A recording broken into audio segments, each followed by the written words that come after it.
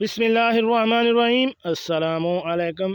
नाज़रीन, घर का डॉक्टर में खुशामदीद कहते हैं। आज की हमारी इस वीडियो का मौजू है रक्त मनी यानी मनी के कतरे आना।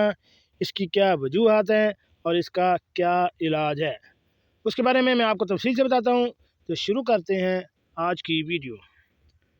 नाज़रीन, इस मसले में आम तौर पर मनी रकीक और पतली हो जाती है। इसका ठोस हिस्सा कम होकर मनी में माई या पानी के अज्जा बढ़ जाते हैं। नाज़रीन, इसकी मेन अलामात में है मर्द की मनी में अमनियात मनुआ मतलब स्पर्म कम या बिल्कुल मफकूद हो जाते हैं।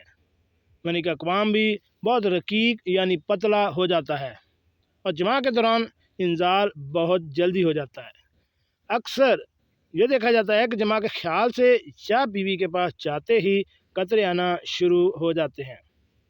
इसके मेन असबाब हैं, उनमें यह है कि इस मर्ज़ के असबाब में अवनिया मनी, खसीसीन के अमराज, गर्म तुर्श तेल वाली अशिया का कसरत से इस्तेमाल, कसरत मसननी जरियान, एहतलाम, बीवी से लंबे अरसे तक दूरी वगैरह शामिल है।